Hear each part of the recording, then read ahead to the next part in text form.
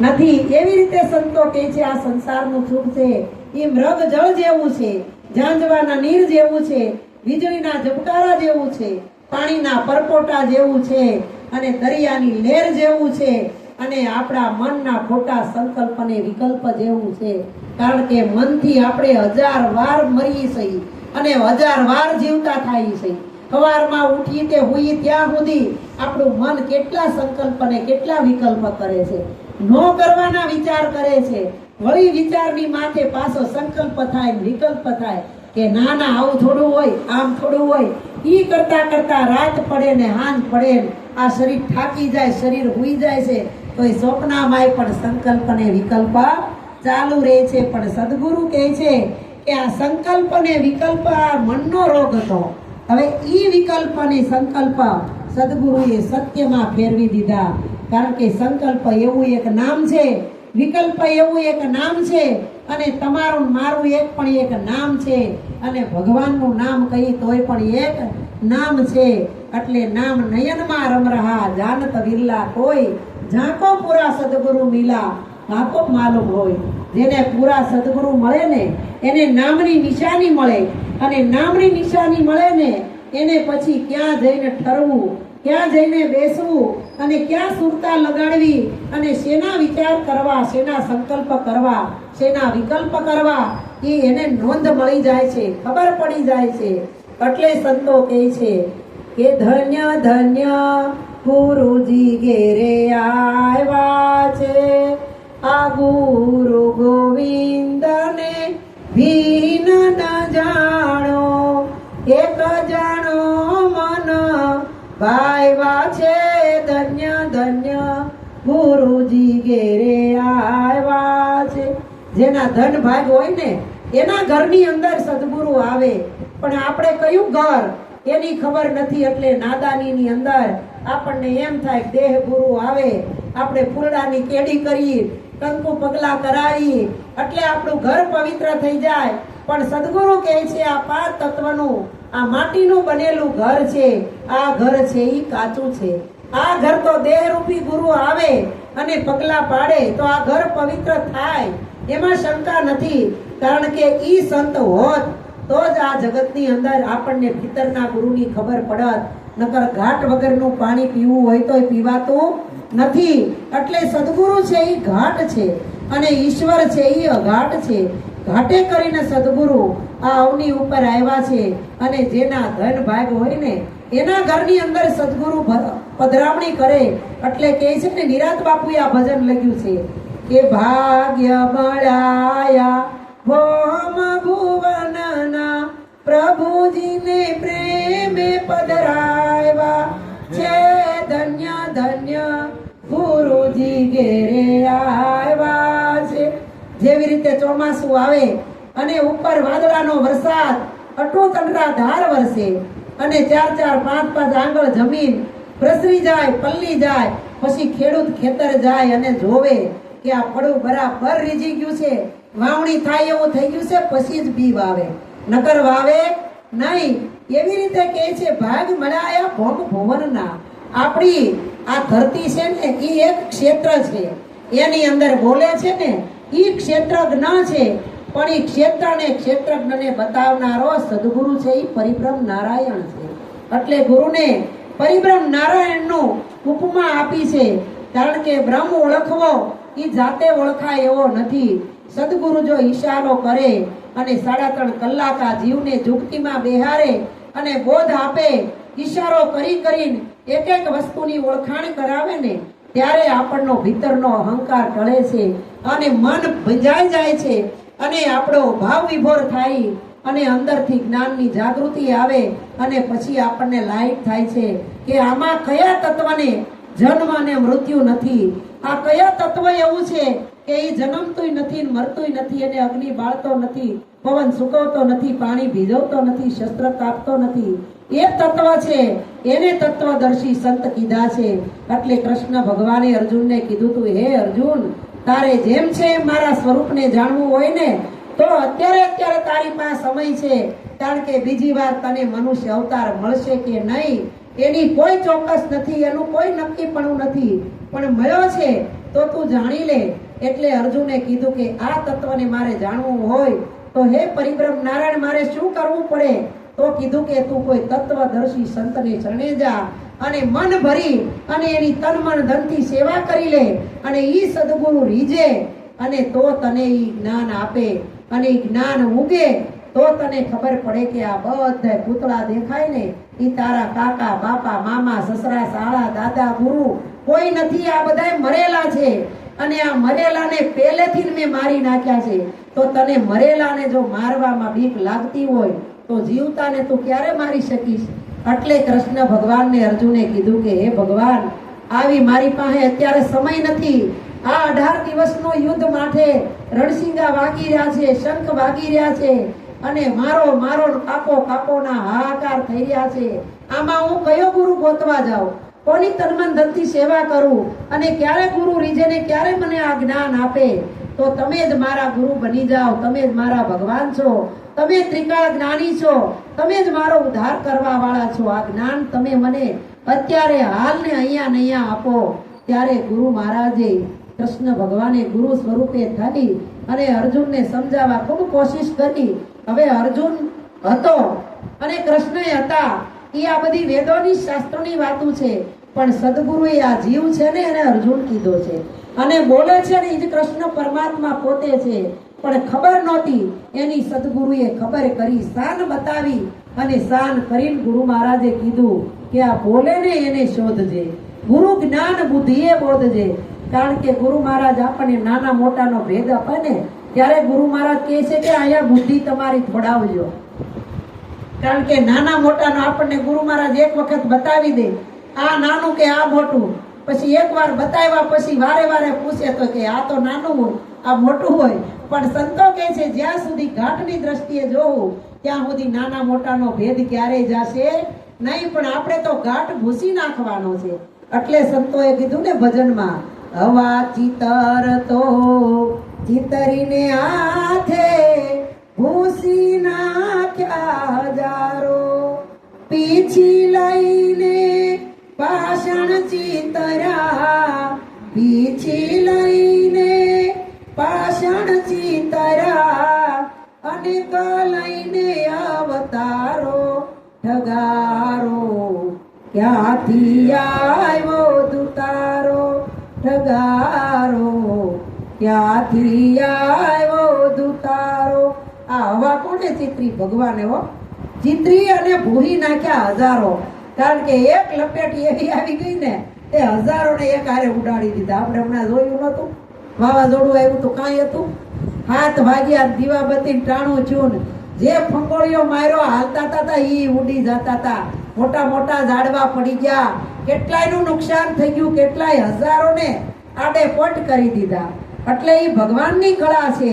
એટલે સંતો કહે છે ને, અકળ કળા પ્રભુ તારી કળી કળીને જબરદાન ધ્યાન મારા હૃદયમાં ધરું છું. નામ હું ભજન જ્યારથી કરું છું અખંડ આનંદમાં ત્યારથી રહું છું. કારણ કે ગુરુ મહારાજે આપણને ખંડિત આનંદ બતાવ્યો નથી. ખંડિત આનંદ કયો છે કે આંખથી દેખાય એ બધો ખંડિત છે, કે આંખથી દેખાય બધું દ્રશ્ય છે અને દ્રશ્ય ને અદ્રશ્ય રૂપ આ બેથી તમારું મારું સ્વરૂપ તો બેથી ન્યારું છે, નિરાળું છે, અલગ છે. પણ આ દ્રશ્ય ન હોય ને તો આની અંદર દ્રષ્ટા વસી શકે એવું નથી. એટલે આને નકામું કેવું એવું નથી. કારણ કે આ 5 તત્વનો પિંડો ન હોય તો પરમાત્મા રહે ક્યાં? અને પરમાત્મા ન હોય આની અંદર આવે નહીં તો એ ખોવાણો છે તેને ગોતવો કેવી રીતે? આમાં આપણે ખોવાણા છે ભગવાન ખોવાણો? એની પણ ગુરુ મહારાજ આપણને શાન બતાવે છે. આપણને એમ થાય કે આપણે આ સંસારના ચક્રની અંદર ભગવાન ખોવાઈ ગયો છે, એને આ કરીએ આમ કરીએ તો ભગવાન મળશે. પણ સંતો કહે છે હારે તમે શું ગોતો જઈ વનમાં, હરિ વસે હરિના જન્મા. ને આરતીમાં ગાઈ છે ને, કહે પ્રીતમ ઓળખો યંધાણે હરિના જન હરિ જેવા. હરિના જનને ઓળખવા હોય તો કેવી રીતે ઓળખવા? એની માથે કાંઈ શિંગડા પૂછડા કાંઈ છે નહીં, એની માથે કાંઈ લેબલ નથી, એને કોઈ ભગવા કપડાં પહેર્યા નથી, એના શરીર ઉપર કોઈ આડંબર નથી, કાંઈ ટીલા કે ટપકા નથી. સંતો તો સીધા સરળ ને સાદા વેશમાં હોય છે, સહજમાં હોય છે. સંતો ભારે પણ હોતા નથી, પણ આપણું મન એટલું બધું ભારે ભારે થઈ ગયું છે ને કે હળવું થતું નથી. અને આ સંસારના ચક્રમાં ને વમળમાં એટલું બધું અટવાઈ ગયું છે કે આમ પાછી ફરવાનું આવડતું નથી. આમ ને આમ ફરે જાય છે, ફરે જાય, ફૂદવડીમાં ફરતો જાય, આટીએ ચડતો જાય, ભૂસવાતો જાય. પણ સદગુરુ કહે છે કે એક વખત આટી ઉકેલી નાખ. પણ સંતોએ કહીને આપણે ભજનમાં મારા કસ્તુરબેન ગાય જ છે કે મનની આટી મેલો તો બેડો પાર છે. કારણ કે આટી ચડેલું આપણું મન છે, પણ સદગુરુ મળે ને તો આટી છોડાવી દે અને પોતાના સ્વરૂપની ઓળખાણ કરાવી દે. એટલે કીધું કે હવા ચિતરતો ને ચિત્રીને હાથે ભૂસી નાખ્યા હજારો, પીછી લઈને પાષાણ ચિત્ર્યા અનેક લઈને અવતારો. રામ, કૃષ્ણ, બુદ્ધ, મહાવીર, વામન, કેટલાય અવતાર, પરશુરામા, કેટલાય અવતાર આવી ગયા. અવતાર આવ્યા જગતની અંદર સત્યનો પ્રકાશ પાડી. જેટલી એનામાં તેવડ હતી એટલો સત્યના ગુણગાન ગાય, ગુરુ મહારાજના ગુણગાન ગાય, એનો ઉપકાર ગાય ગાય અને આ જગતની અંદર દેહથી આવ્યા હતા, દેહથી વયા ગયા. પણ જ્ઞાન સ્વરૂપે બધાય ગુરુ, બધાય ભગવાન, બધાય સંતો, બધાય ભક્તો આપણી ભેગા હાલ હયાત અત્યારે છે ને છે. કેવી રીતે છે? આ શાસ્ત્રોની અંદર વાણીઓ છે ને ઈ સંતોનું વાંકમય સ્વરૂપ છે. એટલે સંતો આ વાણી દ્વારા જગતની અંદર અત્યારે હાલ જીવતા છે. આપણે ગંગામાને ને પાનબાઈને જોયા નથી, પણ ગંગા સતીનું ભજન ગાય એટલે આપણને તરત એની યાદી આવી જાય ને. નથી જોયા એ યાદ આવી જાય છે કે આપણે જો જોયા હોત તો આપણને કેટલો આનંદ આવત એવું થાય ને. વચ્ચે મોટો બધો તો છે, પણ સંતો કહે છે તોળ કાઢી નાખ. અને અત્યારે હાલમાં છે જ નથી એવું નથી, પણ આપણે ઓળખવાની આંખ નથી. કારણ કે ભક્ત બીજ પલટે નહીં, જાય જુગ અનંત, ઉચ્ચ નીચ ઘેરે અવતરે આખીર સંતનો સંત. સંત કોઈ દી જાતાય આવતા નથી. એ તો એનું શરીર છે, એના કર્મ પ્રમાણે આવે છે અને જાય છે. કર્મનું કોટલું પૂરું થાય એટલે કોઈથી એક સેકન્ડ પણ રહેવાતું નથી. આપણે કહીને દાદા 1 મહિનાથી અનાજ મૂકી દીધું, 15 દિવસથી પાણી મૂકી દીધું છે, હવે તો એ ભગવાનના આધારે જીવે છે.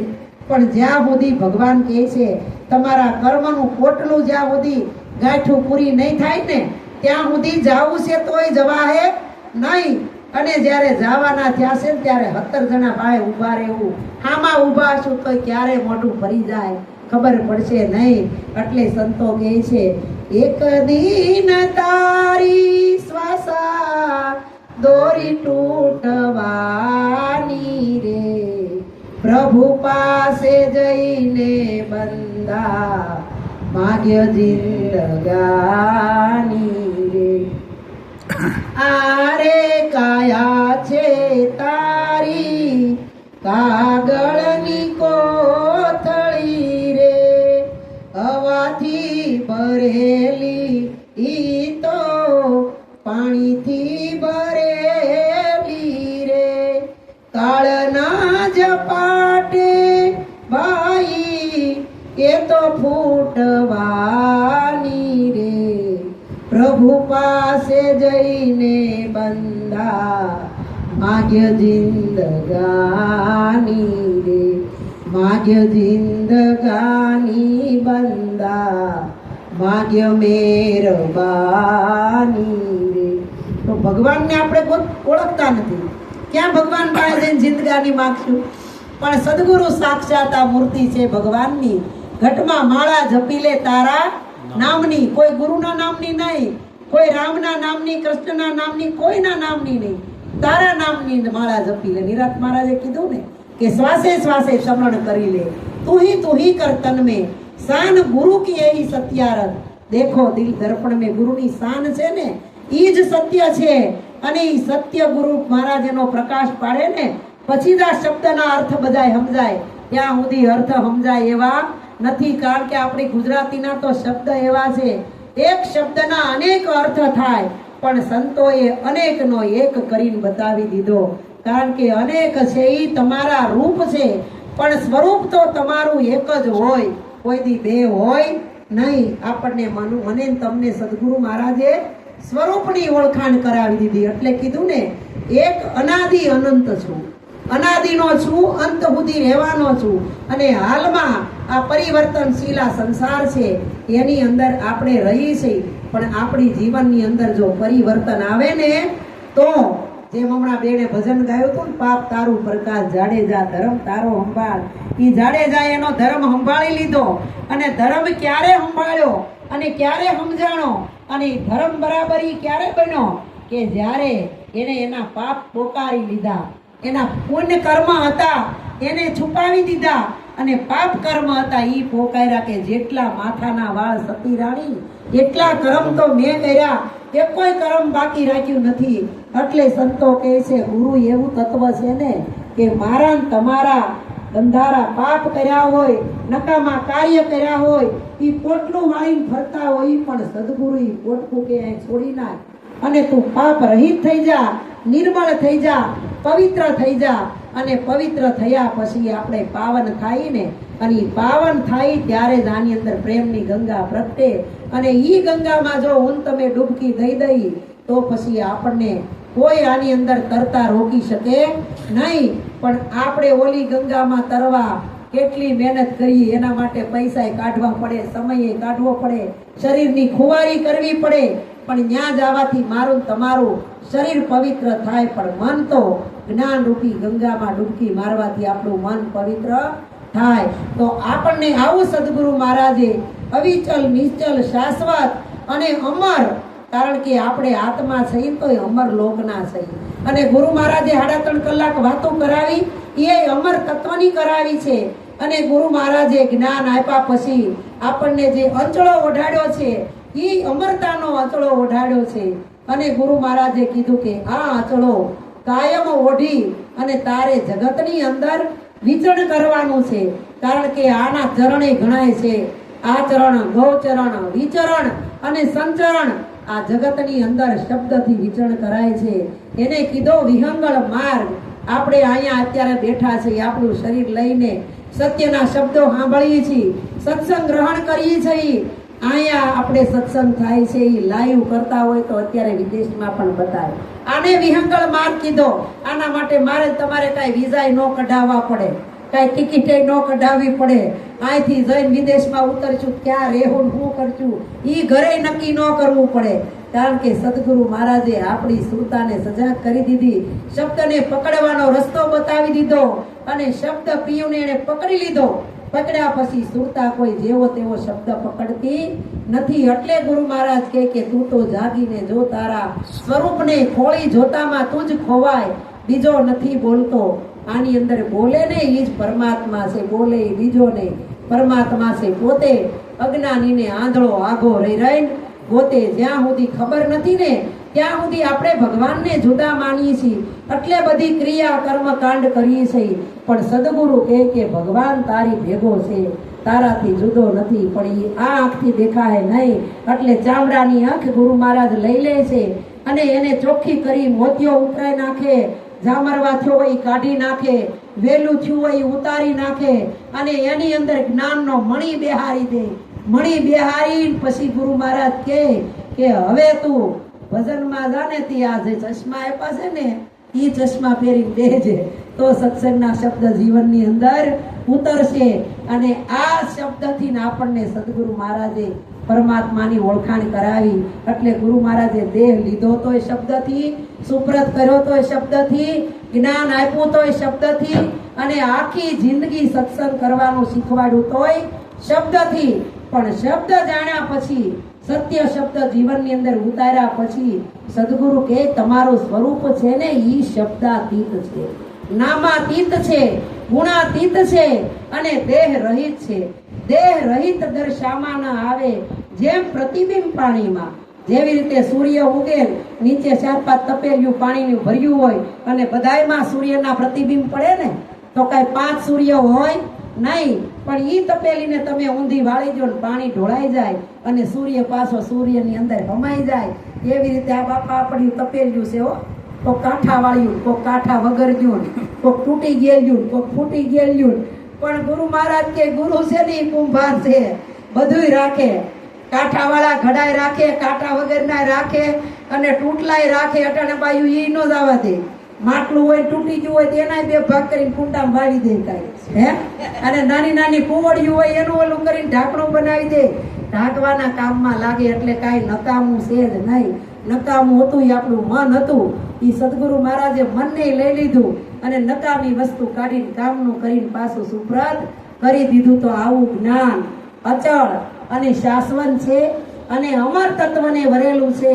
હવે આ જ્ઞાન મેળવવા માટે આપણે જીવનની અંદર દરેક જીવને સમર્થ સદગુરુની જરૂર પડે અને અહીંયા બેઠા એ બધાય સદગુરુના બાળક છે. સાચા સદગુરુના શરણે જઈ સાચું જ્ઞાન જાણી સત્ય જીવન જીવી અને આપણે આમનું ભજન કરતા કરતા કરતા ભવસાગર તરવાની ધીમે ધીમે ધીમે ધીમે કોશિશ કરવાની. કારણ કે એક વારમાં બધાને બધું થઈ જતું નથી. થોડેક આપણે ગેપ લઈ લીધી, થોડેક નવરાઈ લઈ લઈએ, પણ 8 દિવસની અંદર 1 દિવસ 2 કલાક ભજન કરવું અને ભજન કરશું તો જ આનો અભ્યાસ રહે, તો જ અરીસાની ધૂળ જાય. નકર ધૂળ જાય એવું નથી. બોલીએ સદગુરુ મહારાજની જય.